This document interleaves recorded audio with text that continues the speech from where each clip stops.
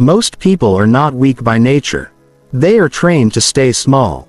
Becoming a monster is not about anger, noise, or acting tough. It is about becoming someone who cannot be controlled by comfort, fear, or excuses. Everyday life tests you in quiet ways. You wake up tired. You avoid the hard task. You choose what feels good instead of what builds you over time. Those small choices decide who you become. This video is not here to make you feel good for a moment. It is here to wake something up inside you.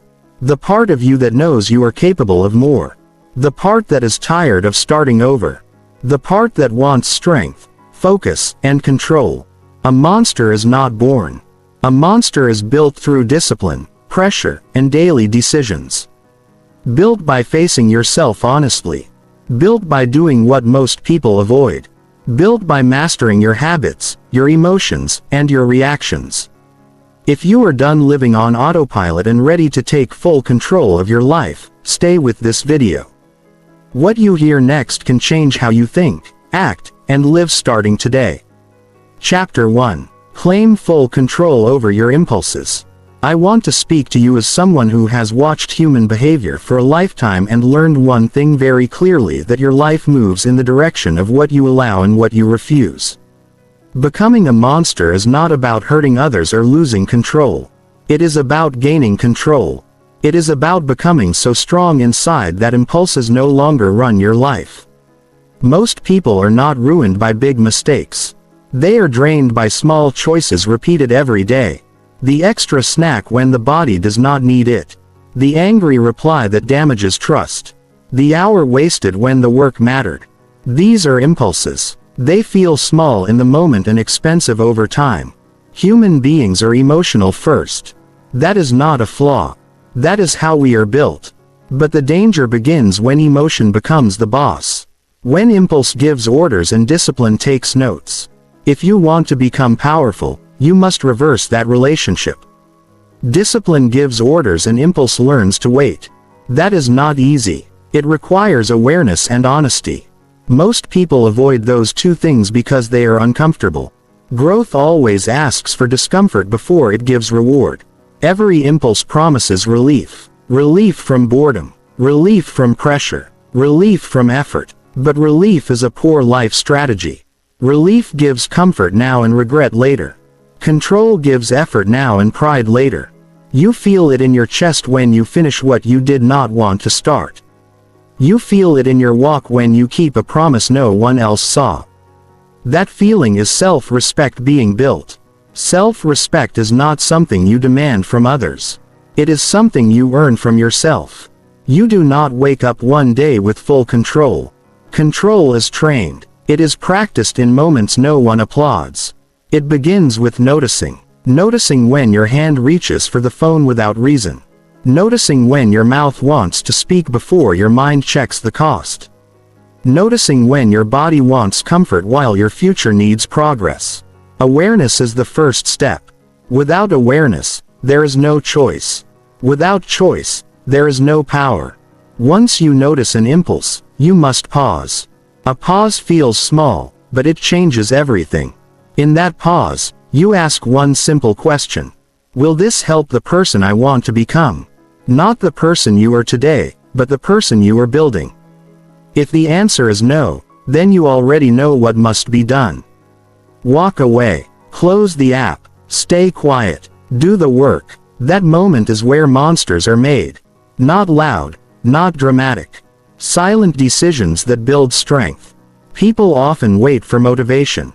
That is a mistake. Motivation is emotional and emotions change. Control must work. Even when motivation disappears, you cannot wait to feel like it. You act because you decided who you are. Identity drives behavior. If you see yourself as someone who cannot control urges, then you will prove yourself right.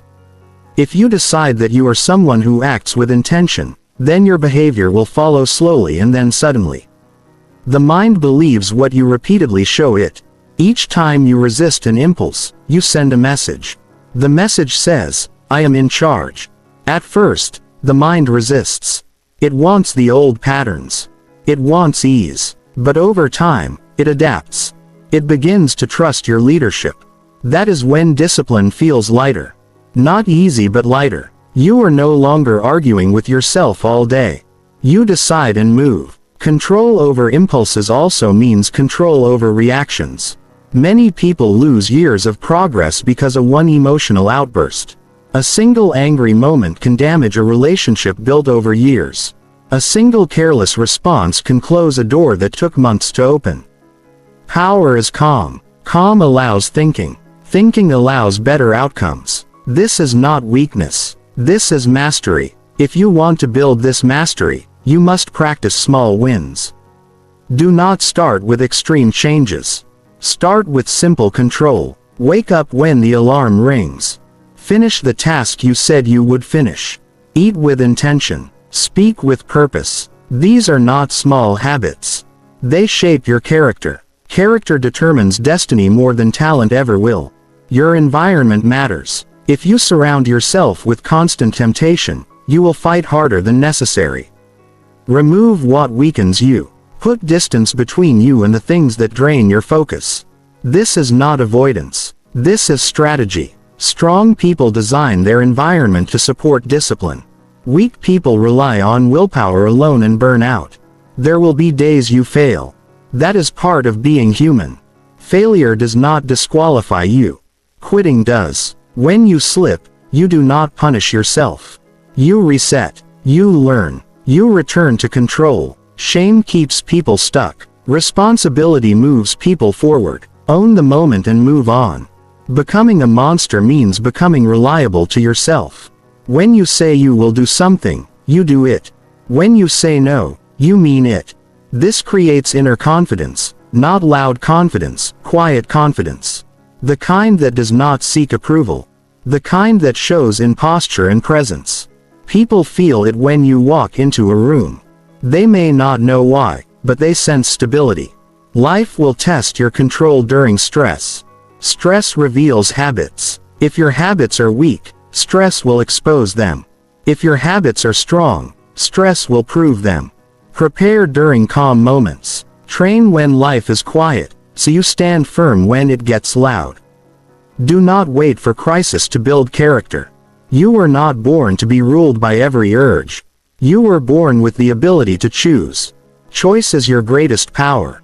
When you claim it daily, you change the direction of your life slowly at first, then completely. The person you admire is not different from you. They simply practiced control longer. Make a decision today, not an emotional promise, a clear decision. Decide that impulses no longer run your schedule, your mouth, your habits, or your future. Decide that comfort does not outrank purpose. Decide that short-term pleasure will not steal long-term pride. This is not about becoming cold or distant. It is about becoming solid, present, intentional.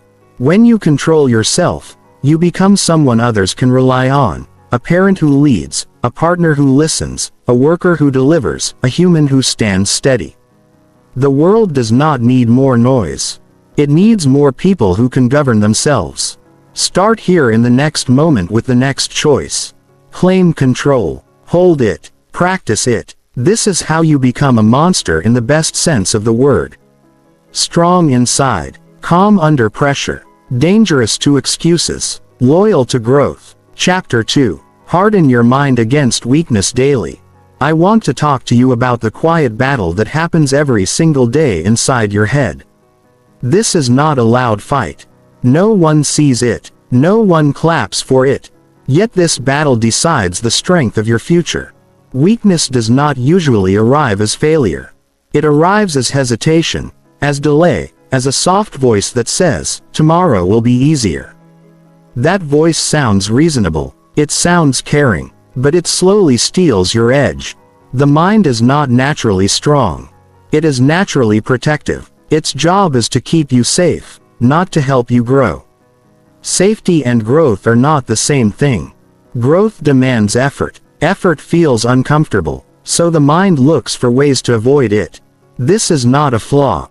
This is human nature. But if you allow nature to lead without guidance, you stay average. Strength comes when you train the mind instead of obeying it. Hardening the mind does not mean becoming angry or closed off. It means becoming steady. It means building the ability to stay with discomfort without running away. Most people break not because the task is impossible but because they leave too early. They stop when things feel heavy. They quit when the effort starts to demand more than comfort allows. Every day your mind looks for exits. It looks for relief. It looks for permission to slow down.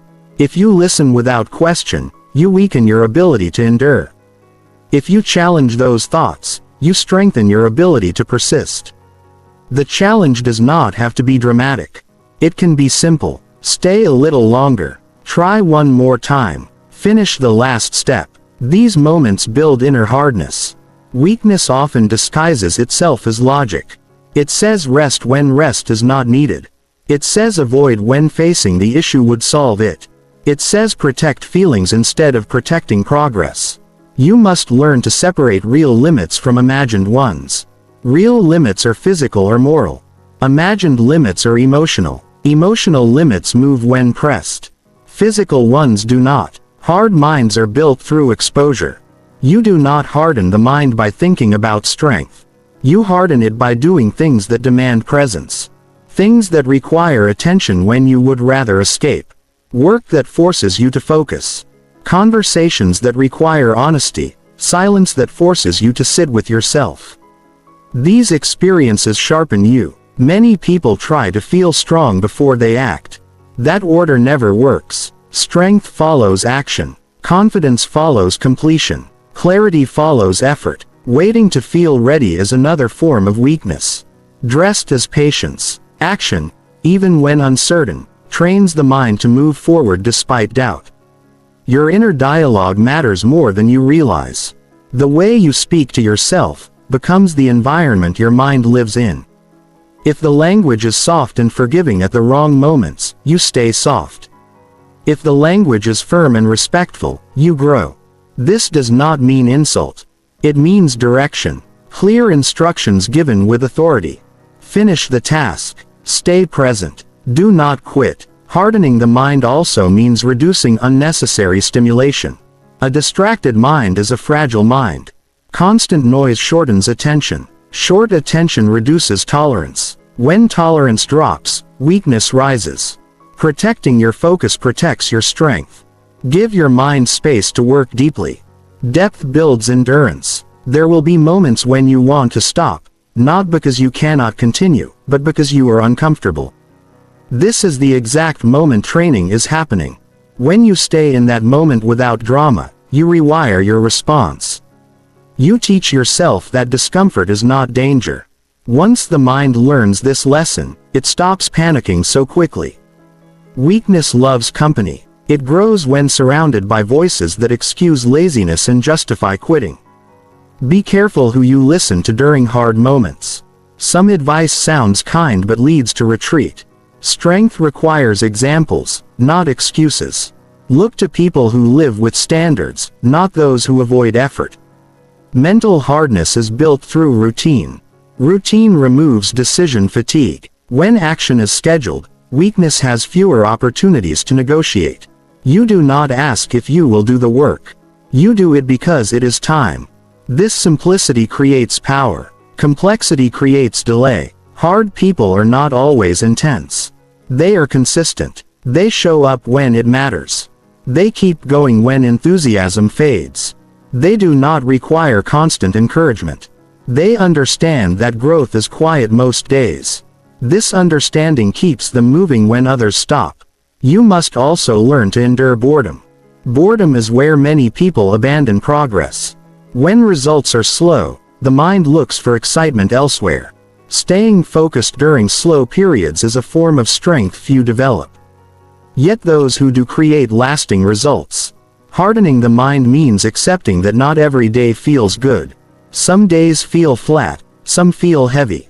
Expecting constant motivation creates disappointment. Accepting normal emotional variation creates resilience. You continue regardless of mood. There is pride that comes from knowing you did not give in. It is not loud pride. It is internal. It changes how you carry yourself. That pride becomes fuel during the next challenge. You remember that you endured before. This memory strengthens future resolve. You do not need to become someone else. You need to become more disciplined with who you already are. Your potential is unlocked through structure, not emotion, through repetition, not inspiration. Through commitment, not excitement. Each day gives you chances to choose strength. They are small and easy to ignore, but collected over time. They shape your identity. Identity determines behavior. Behavior determines outcome. Harden the mind daily and weakness loses influence. This path is not glamorous. It is quiet. It is personal. It is demanding. But it leads to freedom. Freedom from excuses. Freedom from regret. Freedom from being controlled by passing feelings. When you harden your mind, you become dependable. Others trust you. More importantly, you trust yourself. That trust is rare. That trust is power. Chapter 3. Train yourself to act without emotion. Every time you hold back because you don't feel like it, you give your emotions the final say. That choice might feel harmless in the moment, but it builds a habit that weakens your ability to lead your life with purpose. Emotions are real, but they should never be the ones running the show. If you want to become something stronger, sharper, more stable, you have to train yourself to act. Even when every emotion tells you not to. Most people don't realize how deeply emotions shape their decisions. They say they're tired, so they skip the work. They feel discouraged, so they stop trying. They feel anxious, so they don't take the shot. Over time, their actions become nothing more than a reaction to whatever they feel. That's not strength. That's not leadership. That's not growth. If your behavior always depends on how you feel, you'll always be limited by your lowest days. You don't build a solid life by waiting for the right mood. You build it by doing the right things in any mood. This is a skill. It's not easy, but it can be trained like anything else. You train it by doing what needs to be done when it needs to be done, no matter what's going on inside you. The alarm goes off. You get up. You said you'd show up. You do. You planned the task. You start it. No negotiation. No debate. No emotional permission required. It's not about ignoring your emotions or pretending they don't exist. It's about refusing to let them block your actions. You can feel unmotivated and still move forward. You can feel nervous and still speak up. You can feel frustrated and still stay calm. Strength doesn't mean being emotionless. It means staying steady in the middle of them. That steadiness only comes through practice. Every time you follow through without needing to feel good, you're teaching your nervous system a powerful lesson. This is what we do now. You're creating a new response pattern. Clears throat. The mind starts to learn that action isn't optional and that emotions are just part of the environment, not the driver of the decision. You no longer wait to feel ready. You get up and do the work because it matters. That's when real growth begins.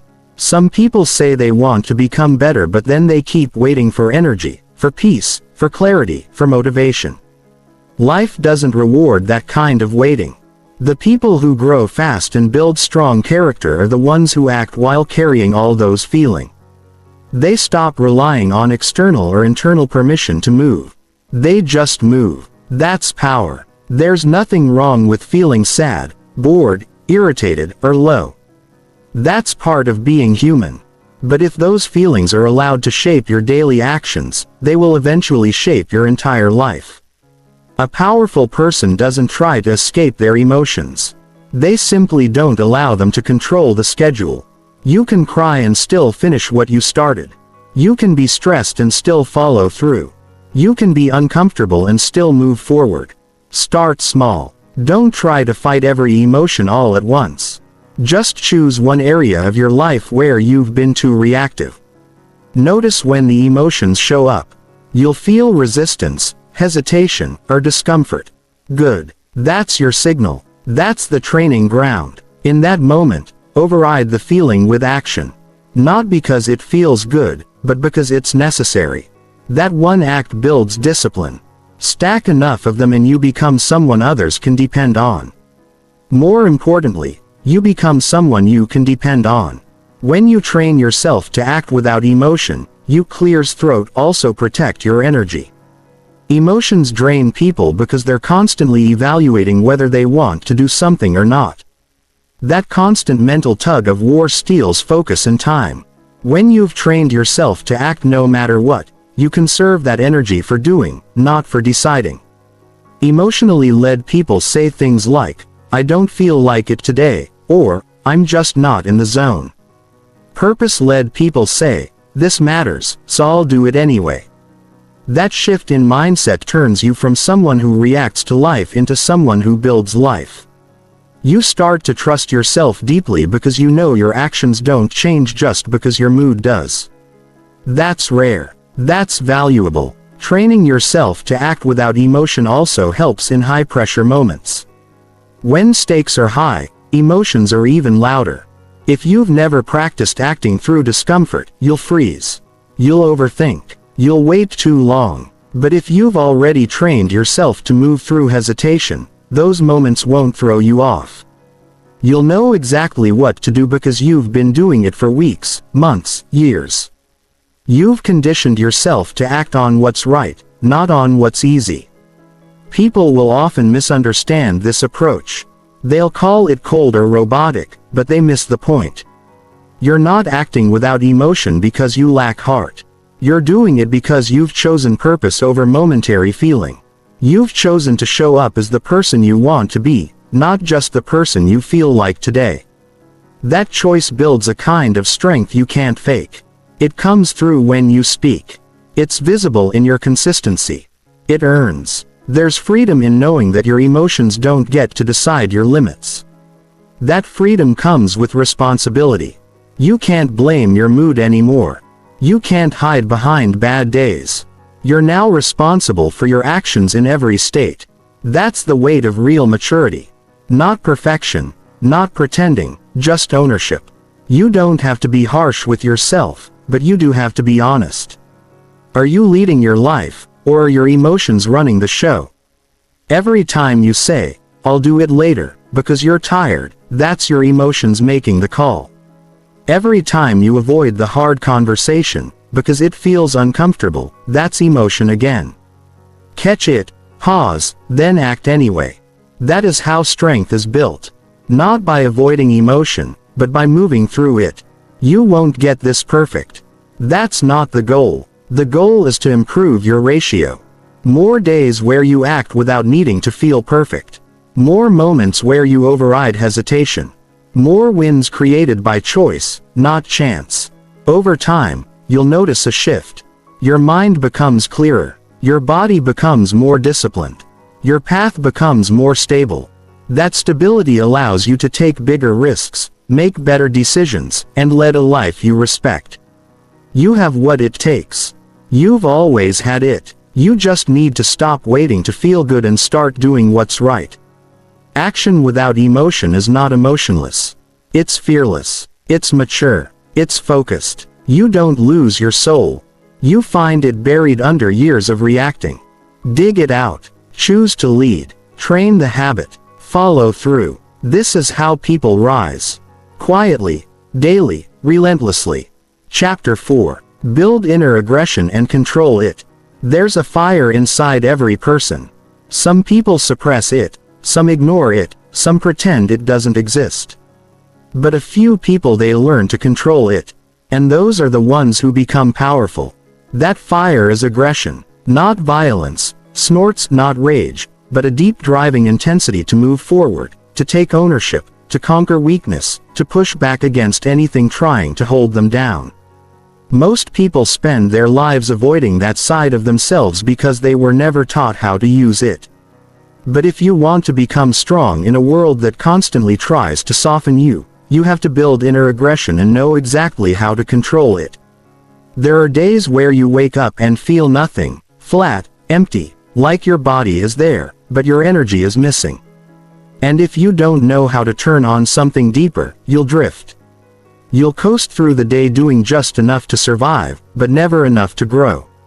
That's when you need that inner aggression. It's not anger. It's not ego. It's pressure that you place on yourself to rise on demand. Aggression is often misunderstood. It isn't about attacking others. It's about attacking the problem. It's about showing up to the task with full intensity, even when it's uncomfortable. Especially when it's uncomfortable. Most people have the tools, they just don't use them with force. They try, but not hard enough. They show up, but halfway, and they wonder why they don't break through. It's because they're operating in low gear. Inner aggression is the gear that changes that. But here's the truth. Uncontrolled aggression destroys. It burns bridges. It damages trust. It turns power into chaos. That's why the second part of this chapter matters just as much as the first. You must build it, but you must control it. Think about a flood with no direction. Clears throat all that force causes destruction. Now, think about that same energy redirected through a dam driving power, electricity, movement. That's what your aggression can become if you train it. You build it by first getting tired of holding back. That moment when you realize you're capable of more but haven't tapped into it. You start by demanding more from yourself, not in a loud way, but in a focused one. You speak to yourself differently. You stop giving yourself soft exits. You stop lowering the bar because of how you feel. You start raising it because of what you believe you're supposed to be. Inner aggression is built by doing what you usually avoid. Hard conversations, intense workouts, focused silence, long hours without distraction. Every time you face something you'd rather skip, you're adding fuel to that fire. But it's not enough to just feel that energy. You must aim it. Control comes from structure. You need routines, rules, standards that channel your force into useful results. When you feel frustration, don't let it leak out in random bursts. Put it into your actions. Let it tighten your focus. When you feel pressure, don't let it break you. Let it bring out your sharpest self.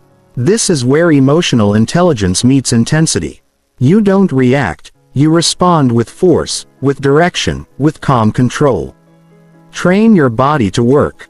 When your mind resists, that builds internal friction. And that friction creates heat. That heat is aggression. If you've never worked past the point where your body screams stop, then you've never touched this part of yourself. But when you do, when you keep moving, even though everything in you says quit, you awaken something that cannot be turned off. It changes your identity. You stop being the type of person who folds under discomfort. You stop avoiding things that are hard. You start approaching everything with one question. How can I push this further? Not recklessly, not emotionally, but with calculated drive. That's the key. Aggression must be paired with thinking. It's energy guided by reason. And when you pair those two, you become unshakable. There will be people who won't understand this mindset. They'll say you're too intense, too obsessed. That's fine. Most people are too passive, too relaxed about their goals, too lazy when things get inconvenient. You don't need their approval, you need your results. Let your life be proof that aggression in the right hands doesn't destroy, it builds. Sometimes you'll feel like your emotions are pulling you in too many directions. One part of you wants to rest. Another part wants to avoid the work. Another wants to scroll your phone and forget the day. That's when you shift into a different mode. You activate the side of you that doesn't care how you feel. The side of you that sees the assignment and executes it fully. That's what this is about. Not feeling better, but being stronger. Control doesn't mean suppressing. You don't push aggression down. You sharpen it. You make it work for you. You teach it to show up only when needed and leave when done. You don't carry it into your relationships or your casual moments. You keep it stored, protected, and ready. And when it's time to perform, to protect, to push, you let it out with control. That's discipline, that's power, with purpose. Train this daily, not just through speech, but through effort. Choose one thing every day. That requires force, and finish it with full effort. Don't coast. Don't aim for done. Aim for conquered. That one habit separates the average from the elite. It's not about doing more things. It's about doing a few things with intensity and full focus. Eventually, that fire inside you will no longer feel wild. It will feel familiar. It will feel like a tool you own. And the confidence that comes from that is something no one can give you and no one can take. You will walk different, speak different, move different because you will know that when life tests you, you don't collapse. You rise not with panic but with pressure. Building inner aggression and controlling it is not something you finish. It's something you maintain daily quietly in tension. And the more you do, the more you will notice a deep shift in how you live. You won't need motivation. You won't need comfort. You will have your own fire. You will not be easy to shake. You will not be easy to stop. That is what makes you a monster. Not anger, not chaos, but the ability to summon unmatched energy on command and aim it with full control. This is your edge. This is your fuel. Build it, control it, use it. Chapter 5. Stop negotiating with your lazy side. Every time you wake up and hesitate, that voice shows up. It tells you 5 more minutes won't hurt. It says you've earned a break. It whispers that the work can wait. That voice is not your friend. It's not your conscience. It's the lazy side of you trying to survive. And as long as you keep giving it space to speak and letting it negotiate your decisions, it will keep controlling the pace of your life. If you want to become sharp, effective, respected, and unshakable, you have to stop giving that voice a seat at the table. You have to stop negotiating with your lazy side. That lazy side of you is clever. It doesn't sound like weakness. It sounds like logic. It tells you you're tired. It tells you to rest. It tells you that pressure is unhealthy. It speaks in a calm, reasonable tone. But that's how it gets in. That's how it takes control of your time, your habits, your identity. It starts small. Skip one workout, delay one task, push one goal to next week. But what feels like one tiny decision becomes a pattern, and that pattern becomes your life. The worst part is that most people never realize what's happening. They think they're making wise choices. They think they're being patient with themselves, but they're not. They're just constantly giving the lazy side the power to decide. And when laziness gets power, growth dies.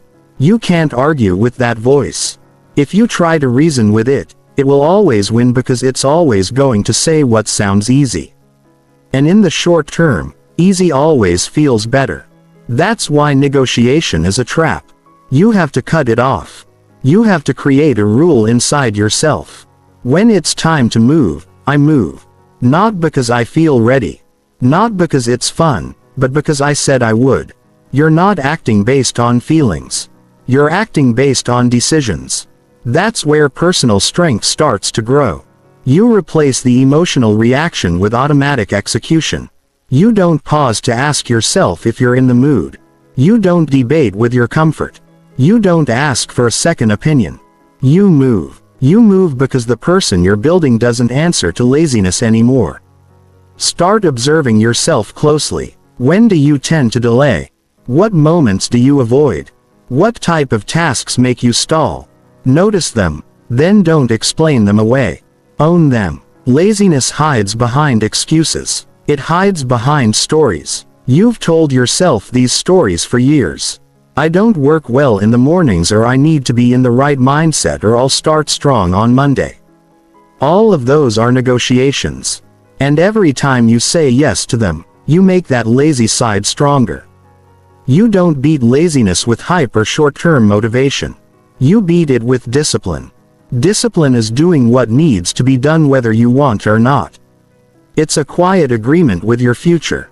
Discipline doesn't yell. It doesn't rush. It just shows up and finishes. And when you live with that mindset, the lazy part of you starts to shrink. It stops speaking so loud because it realizes it's not being listened to anymore. Build structure around your decisions. Wake up at the same time every day. Decide your schedule in advance. Remove the need for daily choices, because the more chances you give that lazy side to bargain, the more it will win. Structure removes negotiation. It forces execution. And that is what builds momentum. Your goals don't care how you feel. Your future doesn't care if you're in the mood. The life you want doesn't wait for ideal conditions. It waits for you to stop stalling. It waits for action. If you keep waiting to feel ready, you'll be waiting for years. Readiness is a myth. You get ready by doing. You get confident by acting. You get disciplined by finishing. People around you might not notice these small negotiations, but you do. You feel it in the way you carry yourself. You feel it when you make promises and don't keep them. You feel it when you choose comfort and regret it later. That silent frustration, that inner conflict, that's your real self calling you out. And you should listen to it. Not with shame, but with honesty. You don't need to punish yourself. You need to outgrow yourself. Outgrow the excuses. Outgrow the waiting. Outgrow the cycle of starting strong and fading out. You are not a victim of laziness. You are someone who simply hasn't trained full control yet. And control doesn't mean intensity. It means consistency. Control starts when you cut off the conversation. When you wake up and don't allow thoughts like maybe later to stick around. When you sit down to work and don't entertain the pull to scroll or distract yourself. When you feel that voice say skip today and you shut it down without debate. That's what stopping negotiation looks like. You'll have moments where that lazy side feels louder than usual. Maybe it's after a hard week. Maybe it's after a win that voice gets clever. It says you deserve to relax. It says you've done enough. That's when you have to be sharp. You remind yourself that success isn't a moment. It's a lifestyle. It's not about doing it once. It's about doing it again and again. Discipline doesn't remove rest. It removes laziness. Rest is earned. Laziness is offered. Learn the difference. Rest gives you energy. Laziness takes it. When you build your life around clear action, rest becomes sweeter. Because it wasn't stolen, it was earned. That balance builds pride. Not loud pride, quiet pride. The kind you feel when you go to sleep knowing you didn't take shortcuts. You will feel resistance. That's normal. You're not weak for feeling it. You're only weak if you let it decide for you. The goal is not to eliminate resistance. The goal is to act anyway. Over time, resistance fades. What used to take effort becomes automatic. Not because life gets easier, but because you got stronger. Don't underestimate the cost of these small negotiations. They add up. They become patterns. And those patterns shape your entire life. Stop bargaining with the part of you that wants to stay still. Start listening to the part of you that wants to grow. That voice may be quieter, but it's the one that tells the truth. You have one job. Show up. Not perfectly, not always at full speed, just consistently. Every time you do, you weaken the lazy side. Every time you finish a task you didn't want to start, you become more reliable. And that reliability, that's how monsters are built. Not overnight, but daily through unshakable action. This chapter is not about becoming a machine. It's about becoming a leader of your own life. And leaders don't negotiate with habits that hold them back. They remove them. They replace them. And they don't look back. Because once you taste what it feels like to live without giving in, you'll never want to go back to waiting for permission. Chapter 6. Condition your brain to embrace effort. Your brain is not built for effort by default. It's built for survival. It's wired to seek comfort, avoid pain, and choose the path of least resistance. That might have helped thousands of years ago when life was about avoiding threats and staying alive. But today, that same system can hold you back. If you don't retrain it, you will keep pulling away from the very actions that move you forward. You'll flinch at challenge. You'll back off when it gets hard. You'll stay stuck in patterns that feel safe, but lead nowhere. That's why you must condition your brain to embrace effort. Not just tolerate it, but lean into it. Effort is the trigger that activates growth. Without it, you stay the same. You can read all the books, plan all the steps, talk about your goals non-stop, but if there's no real effort behind it, it means nothing. People admire results, But most don't realize those results are built on thousands of moments where effort was chosen over ease. The decision to push, the choice to stay focused, the refusal to quit early, those are the bricks of every strong life.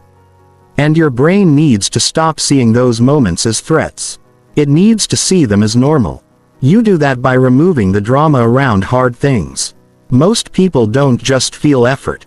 They overthink it. They build it up in their head. They make it bigger than it is.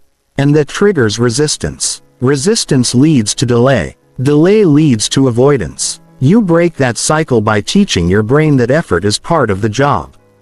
You expect it. You don't debate it. You start acting as if work is supposed to be hard because it is.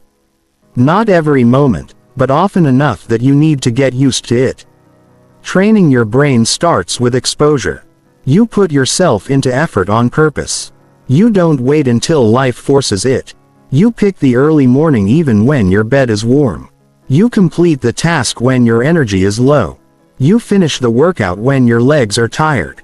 That choice sends a message to your brain. This is who I am now. Not someone who waits for perfect conditions, but someone who creates results by showing up with effort regardless of the conditions. And the key is repetition. One hard choice doesn't change you. 100 to 1,000 lock it in.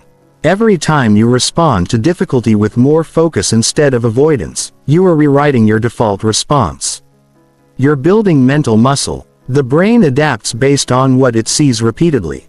If it sees you flinch every time something hard shows up, it learns to panic. But if it sees you calm, steady, and locked in when effort is required, it stops resisting. It begins to cooperate. You don't need to love the pain. You just need to stop fearing it. That fear is what leads to hesitation. And hesitation is the silent killer of progress. You feel the resistance and instead of moving through it, you pause. And in that pause, all your old thoughts creep back in. You start thinking about how tired you are, how long it will take, how you might fail. That's where people break, not from the effort itself, but from the pause before it. You need to shrink that pause. You feel the resistance and you act fast, clean, without overanalyzing. That's conditioning. That's how you reprogram the part of your brain that's been trained to back down. You replace delay with decisiveness. You turn hesitation into motion, even if you're not perfect. You build the habit of movement, and momentum always beats perfection. There's also something powerful that happens when your brain starts connecting effort with reward. At first it hates but when it starts seeing the results, better energy, stronger habits, higher respect, more control, it starts craving that feeling. That shift takes time, but once it clicks, you become dangerous because now you're someone who doesn't just handle hard work. You hunt it. You stop running from the process. You run straight into it. And it's not about always pushing to the extreme. It's about consistency, about daily decisions that prove you're not ruled by how easy something is. That's the trap most people fall into. They associate effort with punishment, with failure, with frustration. But in reality, effort is the clearest sign that you're on the path to something better. And if you can build a mindset that welcomes it, you give yourself a massive edge. You also stop being afraid of being uncomfortable. That fear holds more people back than anything else. They want progress without struggle. They want growth without pressure. That doesn't exist. The people who break through are the ones who've gotten comfortable being uncomfortable. They feel the resistance and move anyway. They show up even when motivation is gone. And that mindset turns them into machines of discipline. The goal isn't to work non-stop without rest. The goal is to build a brain that doesn't shut down the moment things get real. That's strength. That's maturity. That's what separates those who succeed from those who just talk about it. You condition your brain by acting on what matters, not what feels good. And over time, that discipline becomes second nature. You become someone who's reliable, who doesn't fold under pressure, who doesn't need handholding or constant motivation. And the confidence that comes from that kind of personhood is something no shortcut will ever give you. It's earned. And the way you earn it is through effort. You need to stop asking whether something will be easy. That's not the question. The question is, will this move me forward? If the answer is yes, you do it. If it's hard, that's fine. If it's uncomfortable, that's part of the deal. That shift removes the emotional blocks and replaces them with clarity. And clarity is powerful. It removes the back and forth. It creates forward motion. Even on bad days, you can show up even when tired. You can take one more step even when uncertain. You can do the next right thing. That's the mindset that builds people who can't be broken easily. That's how you earn your own respect. There's nothing more valuable than knowing you're capable of effort at will. Not because of the mood, not because of the weather, not because everything is perfect, but because you decided your future is worth it. Start small. Make it non-negotiable. When you say you'll do it, do no matter what. Train your brain like a muscle. Expose it to effort. Teach it that this is normal and keep repeating until it stops resisting. You'll look back in a few months and barely recognize the way you used to think. That's what conditioning does. It changes the wiring. It makes you strong, steady, ready, not just for now, but for life. And once your brain knows that effort is part of who you are, there is no limit to what you can take on and make your own. Chapter 7. Develop ruthless focus on your goals. Most people want to achieve big things but live with small focus. They set goals, get excited, take a few steps, and then get distracted, pulled off track by noise, by comfort, by other people's priorities. They let anything and everything grab their attention, and then they wonder why nothing moves. If you want to actually reach your goals, not just talk about them, not just fantasize about them, you have to develop ruthless focus, not casual, not part-time, ruthless. That means you remove anything that isn't the goal. You protect your time like it's your life because in many ways it is. You can't build anything strong if your attention is scattered. Progress doesn't come from trying a little bit of everything. It comes from going all in on what matters. Not sometimes, not when it's convenient every day. You don't get stronger by dipping your toe in. You get stronger by diving deep into one direction, one priority, one outcome. To develop ruthless focus, you first need clarity. You need to know exactly what you want. Not just in your head, but on paper, in writing, in front of you. If your goals live in your mind, they'll get lost in the noise. The brain is not built to hold vision. It's built to survive the moment. You need a target you can look at when distractions show up. You need a direction that pulls you out of weakness when it tries to creep back in. Once you have clarity, cut the excess. This is where most people hesitate. They want to keep everything and still move forward. You can't. Not if you want real results. Cut the extra obligations. Cut the habits that drain your time. Cut the relationships that pull you backward. Focus is not just about doing. It's about removing. It's about deciding what doesn't matter and being okay with walking away from it. You can't live for everything and succeed at anything. You have to choose. Choosing means saying no a lot. It means ignoring trends. It means missing out on comfort. But every time you say no to something small, you're saying yes to something great. And that trade is always worth it. If you're serious about your goals, you must protect your mental space just as much as your calendar. Don't wake up and start scrolling. Don't let your brain be filled with other people's lives before you've taken care of your own. Set your mind before the world gets to it. Feed it direction. Give it instruction. Focus is a skill, not a feeling. You train it like a muscle.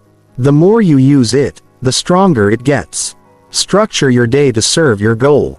Don't just hope you'll find time. Block time on purpose. Wake up with a clear plan. Start with the most important task, not the easiest one. Remove decisions by deciding in advance. The more you leave to chance, the more likely distraction wins. Take ownership of your schedule. You don't find time, you make it. Build environments that help you focus. Clean workspace, limited apps, no noise. You don't get bonus points for fighting distraction all day. Make it easy to do the right thing. And don't depend on willpower. Depend on systems. Willpower runs out. Systems keep running. Learn to work deeply. That means no checking messages every few minutes. No jumping between tasks. Pick one thing. Stay with it. Finish it. Real results come from deep work, not busy work. Most people stay busy to avoid the work that actually matters. They confuse motion with progress.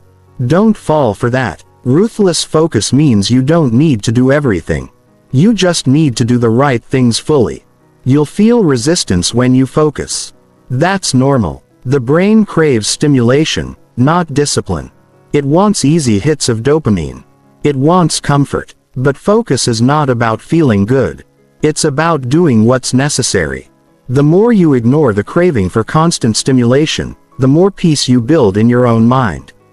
And that peace makes focus easier. You will have people around you who won't understand your focus. They'll say you're too obsessed, too unavailable, too intense. Ignore that. People who are lost in distraction will always criticize those who are locked in. You're not here to live like everyone else. You're here to become someone who finishes what they start. Who sets goals and actually hits them.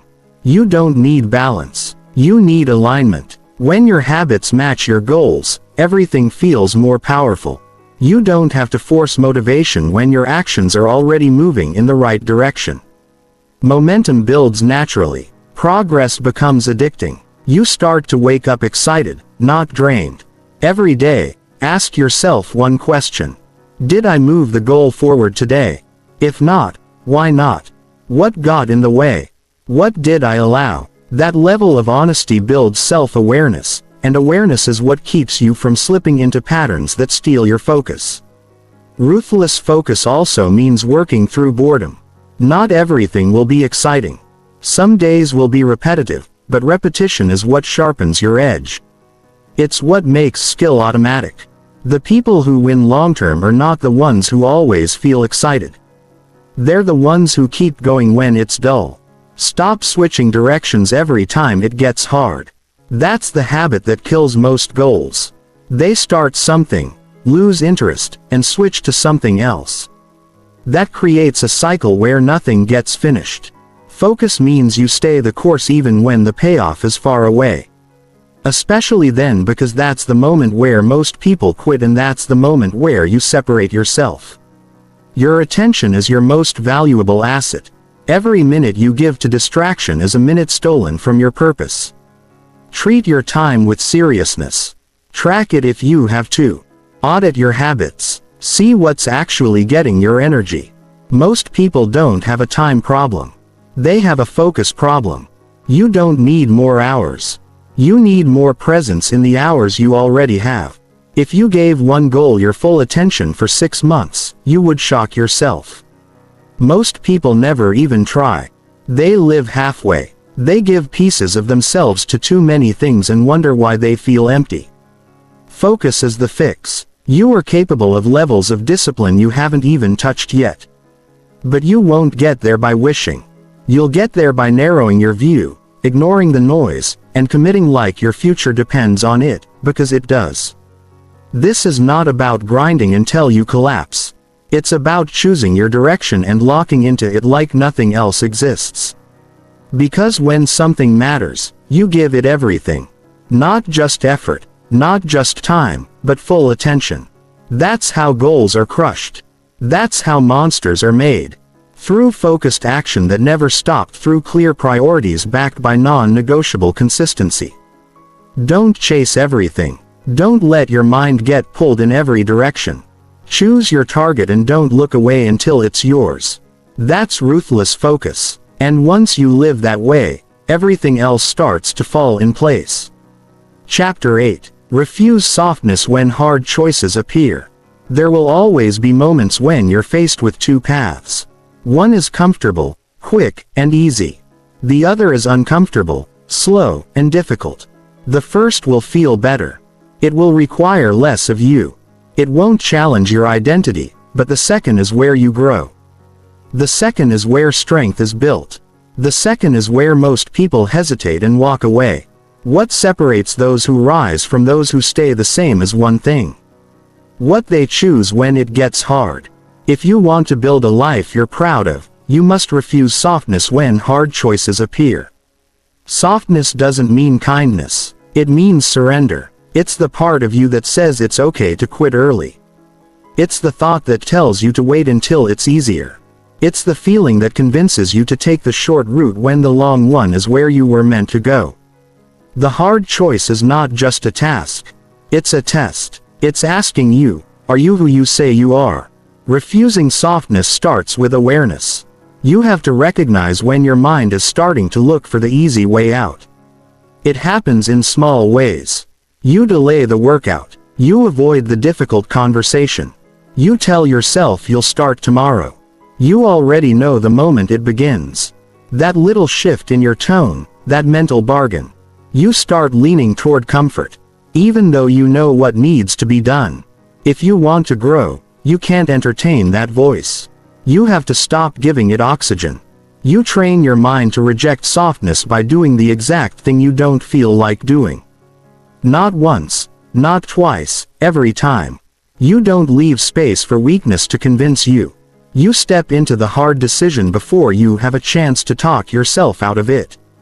And you don't look back. That's how you rewire yourself. That's how you stop living on emotion and start living on purpose. The more you choose the hard road, the stronger you become. Not just physically, mentally, emotionally, internally. You build the type of strength that doesn't break when life applies pressure. You develop the kind of toughness that people feel when they're around you. It shows in your posture. It shows in your tone. It shows in the way you finish what you start. Most people don't realize how many opportunities they walk away from. Not because of fear, but because of softness. They don't want the inconvenience. They don't want the discomfort. They want results, but they don't want the process. And that mindset kills potential. Not loudly, slowly. Over time, you wake up one day and realize you've been making soft choices for years. And the cost is everything you could have become. You're not here to live a soft life. You're here to build yourself into something real. That happens through decisions that stretch you. You have to get used to choosing what doesn't feel good. Because if you only ever act when it's convenient, you'll only ever live within the limits of comfort. And nothing great lives there. Hard choices are the builders. They don't just build skills, they build character. Waking up early when you're tired, saying no when you want to say yes. Putting your ego aside and learning something new. These moments don't feel good in the moment, but afterward they leave something behind: strength, confidence, pride, self-respect. You earn those through sacrifice. You don't have to be extreme. You just have to be honest. Ask yourself, is this decision making me stronger or softer? Is it taking me toward who I want to be or away from it? That simple question will keep you on track more than any motivation ever could. Hard choices aren't about being harsh with yourself. They're about honoring the future you. The version of you that exists on the other side of effort, the one that's focused, clear, disciplined, and respected. Every soft choice delays that version. Every hard one brings it closer. You'll be tempted to justify the easier path. You'll call it balance. You'll call it self-care. You'll say it's not the right time. Be careful. Your brain is a master at giving you reasons to stay small. You have to be smarter than that. You have to know the difference between recovery and avoidance, between resting and quitting. Don't lie to yourself. You know when you're choosing ease out of fear. You also don't need approval. Don't expect people around you to always understand why you make hard decisions. Most people avoid discomfort. They won't always support the pressure you put on yourself. That's okay. Your life is your responsibility. You answer to your own standard. And that standard must be non-negotiable. Sometimes refusing softness means going without applause. Doing the work no one sees. Staying consistent when there's no reward in sight. That's where the real shift happens. When you act with integrity and intensity even when no one's watching. That's how you become someone that doesn't need motivation to move. You build grit by facing friction, by showing up when you're tired, by finishing when quitting feels easier. And you don't need to be perfect. You just need to decide that weakness doesn't get the final word anymore. That decision changes everything. It gives you power in moments most people fold. It gives you direction when others are still thinking.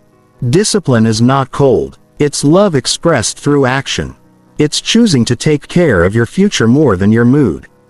You have to stop chasing what feels good right now and start chasing what builds a solid life. Softness offers pleasure. Hardness offers power. You get to choose which one matters more. And once you make the hard choice often enough, it stops feeling hard. Your baseline rises. Your expectations grow. You start seeking challenge instead of avoiding it. You begin to respect yourself in a new way. Not because you said the right things, but because you lived them. This mindset doesn't turn off. You carry it into your habits, your work, your relationships. You speak with clarity. You walk with certainty. You're no longer swayed by emotion or delay. You've trained yourself to lean into what most people turn away from.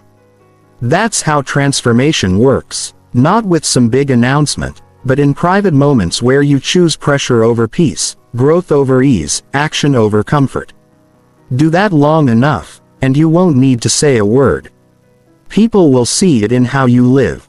They'll know you don't fold. They'll know you don't drift. They'll know you've built something inside that's unshakable. Refuse softness. Embrace the decision that hurts now but heals later. Walk into the hard path with purpose. Every time you do, you become more. And one day you'll look back and realize you didn't just survive the hard moments, you were shaped by them. And that's exactly how it was supposed to be. Chapter 9. Strength and Willpower Through Deliberate Suffering. Willpower is not something you're born with. It's something you build. Most people think they don't have enough of it. But the truth is they've never trained it. They've never pushed themselves far enough to find the breaking point and then stayed there. You can't develop strong will through comfort. You can't sharpen your mind by avoiding pressure. You can't unlock discipline by giving yourself everything you want. If you want to strengthen willpower, there's only one way. Deliberate suffering. This isn't about punishing yourself. It's about preparing yourself. You expose yourself to discomfort, by choice, so that when life brings it by force, you don't collapse. You create pressure on purpose so that when pressure shows up without warning, you don't fold. You suffer now in a controlled way so you don't suffer later in chaos. That's not cruelty. That's strategy. Suffering doesn't always mean pain. It means doing what's difficult without needing reward. It means holding the line when every part of you wants to walk away. It means staying in the hard place long enough to build something most people never find. Self-respect. Willpower grows through resistance. You place weight on the mind and train it to hold that weight longer over time. You start by choosing challenges, not the ones you enjoy, the ones you avoid, the early alarm that disrupts comfort, the cold shower that tests your nerves, the difficult task you keep pushing back. Each one is an invitation to suffer a little on purpose. And every time you accept that invitation, you get stronger. Not just physically, but mentally, emotionally, internally. Most people spend their whole lives avoiding this. They think ease equals happiness. But the more they avoid struggle, the weaker they become. They don't realize that by dodging discomfort, they're shrinking their tolerance. So when something real hits a failure, a setback, a hard season, they can't handle it. They break, not because life is too hard, but because they've never prepared for it. Deliberate suffering is how you prevent that. You don't wait for struggle. You create it in small daily doses. You make your own life harder in smart ways so that when the world gets harder, you're already ready. This mindset is rare. Most people chase convenience, but you're not most people. You're not trying to coast. You're trying to grow. And growth demands sacrifice. You have to start turning your back on comfort when it counts. That means no shortcuts when the work gets boring. No skipping the hard reps when your body gets tired. No postponing the difficult decision because it feels heavy. That's the suffering that builds something permanent, not the kind that breaks you, the kind that changes you. You'll feel the temptation to step away from it. That voice will say, just this once or you've done enough. That's when it matters most. Willpower isn't tested when things are easy. It's tested when you're drained. When the progress is slow, when no one's watching, you still choose to finish. You still choose to go forward. That's where the real switch happens. That's where the old version of you starts to die. Each moment you choose to suffer with purpose, your brain records it. It begins to see discomfort as normal. It stops overreacting. When pressure shows up, it stops searching for a way out. Every time things get tight, you build a new baseline. A stronger one. One that doesn't get thrown off by stress or failure. One that stays steady even when emotions get loud. This kind of training isn't glamorous. No one claps for you when you do it. There's no audience, just you in the hard moment. But that's exactly why it works. It's internal. It's silent. It's real. You don't need approval because the work speaks for itself. And that inner pride is more valuable than anything external. Deliberate suffering also reveals truth. It shows you what you've been avoiding. It shows you where you're weak. And that honesty is the beginning of real change. Most people lie to themselves. They say they're disciplined when they've never been tested. They say they're committed when they've never been pushed. Suffering strips away the lies. It brings clarity. And clarity is where transformation begins. The goal is not to live in pain. The goal is to build enough strength to walk through it without fear. You want to become the type of person who can handle heavy things without falling apart. That doesn't happen by chance. It happens by choice. And the choice is made daily. You don't need to look for dramatic suffering. You just need to find the resistance and stop running from it. The hard workout you want to skip, the boring routine you want to avoid, the uncomfortable decision you keep delaying. Face those things on purpose. Step into them with your eyes open. That's what builds grit. And grit matters because in life there will be moments where you don't get to choose the pain. It will show up whether you like it or not. And when it does, your only protection is what you've trained for. If you've been soft for years, you'll panic. If you've been forging strength through small daily trials, you'll stay composed. That calm under pressure is earned, not given. The pain you choose now is shaping the person you'll need to be later. When you push through the final rep, when you stay late to finish the job, when you say no to the shortcut, you're proving to yourself that you can rely on your own word. That proof builds self-trust, and self-trust builds unstoppable willpower. You won't always feel like doing it. That's why it works. If it were easy, it wouldn't change you. You get better by walking into the storm and not backing out. That's how you grow. That's how you lead. That's how you become the kind of person who keeps promises no matter the cost. Willpower is not something that just shows up when you need it. It's something that must be earned in silence. And you earn it every time you suffer on purpose and refuse to break. You don't flinch. You don't run. You face it. And in that facing, you evolve. Every hard choice you make makes the next one easier. Every challenge you walk into makes you more prepared for the next one. Over time, your baseline shifts. What used to feel impossible now feels normal. What used to overwhelm you now feels manageable. That's the payoff. And no one can give that to you. You have to go take it. So choose the suffering now. Not to punish yourself, but to prepare yourself. Not to feel tough, but to be ready. Not to impress others, but to unlock a version of yourself you haven't met yet. That version lives on the other side of difficulty. You can't think your way into it. You have to walk through the fire. Do it again. Do it daily. Do it when it's inconvenient. Strengthen your will through deliberate suffering. And watch how your entire life starts to change quietly, powerfully, permanently.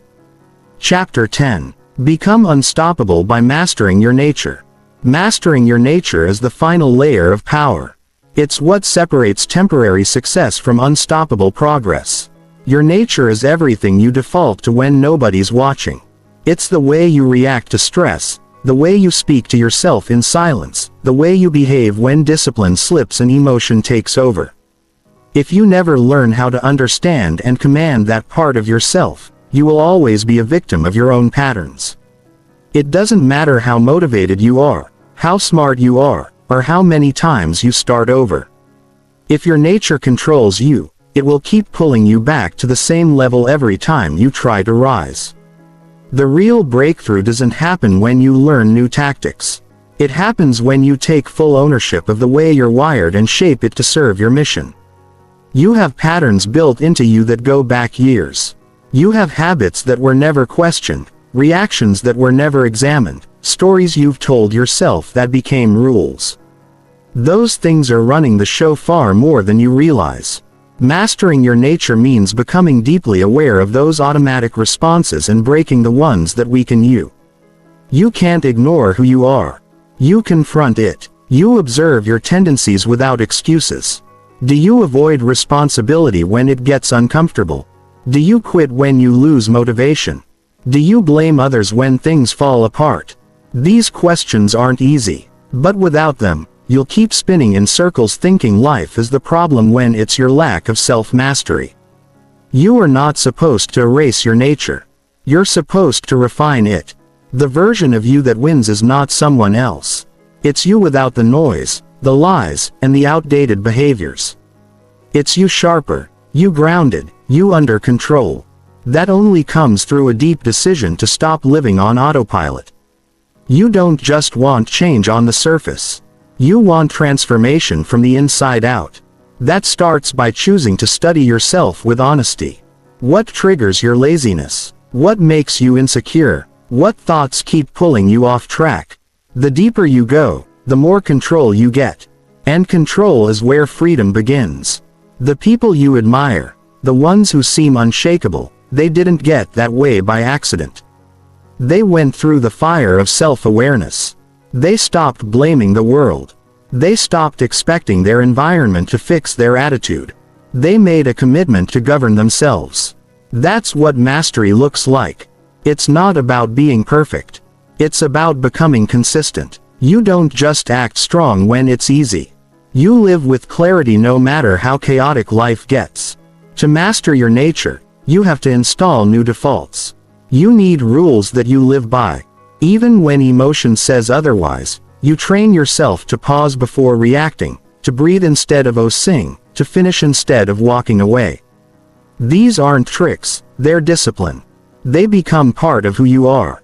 And when you build them, you stop being a slave to impulse. You become someone who commands action on demand. This work is hard because it is quiet. No one claps for you when you choose discipline over comfort. No one celebrates when you rewrite the story in your head, but you feel it every time you act in alignment with your vision. Even when it's hard, you build power. Not the kind that shows up in public, but the kind that keeps you solid in private. There's a dangerous idea out there that you have to accept yourself exactly as you are. That's half true. You accept your worth. You accept your value, but you do not accept weakness. You do not protect bad habits with soft language. You do not defend laziness with fake compassion. If something is breaking you down, you remove it. If something is holding you back, you confront it. That's self-respect. That's mastery. You don't let your lower nature run your life while telling yourself it's okay. You upgrade it through repeated action. You will not become unstoppable because you never feel doubt. You become unstoppable because you don't let doubt lead. You hear it and move anyway. You feel fear and take the step. You get tired and still finish. That ability to act beyond emotion doesn't make you cold. It makes you reliable. It makes you dangerous to every excuse that once controlled you. Mastery requires time. You're not going to flip a switch and become a new person overnight. But every day is a chance to take back control. Every day is a chance to choose strength over comfort, clarity over confusion, discipline over chaos. The more you repeat those decisions, the more your nature begins to shift.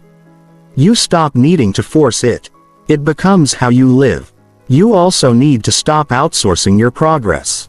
No one's coming to fix your thinking. No one's going to force you to focus. This is your job, all of it. Mastering your nature means becoming the kind of person who doesn't need external pressure to stay sharp. You generate it from within. You keep promises when nobody is watching. You lead yourself without needing constant reminders. That kind of internal order changes your life more than anything else. The truth is, you already know what to do. You've always known. You just haven't trusted yourself enough to do it long enough. You've given in too many times. You've delayed too often. You've waited for the right moment. Mastery is built when you stop waiting. When you take what you have right now and you move. You act in spite of how you feel. You return every time you fall. You stay with the process when motivation dies. There will be days you want to give in. You'll feel tired, distracted, disconnected. That's fine. But those are the days that matter most. That's where mastery is tested. Not when you're excited, but when you're tempted to slide, you stay steady anyway. And when you do, you send a message to your nervous system. I'm in control now, not emotion, not habit. Me. And eventually, you'll look back and realize you don't break under pressure anymore. You don't fold when it gets tough. You don't lose momentum every time life gets inconvenient. You've become something different, something strong, something built, not born. That is what it means to master your nature. And when you do that, truly do that, nothing can stop you because you're no longer fighting the world. You've won the fight inside yourself, and that's the only one that ever really mattered.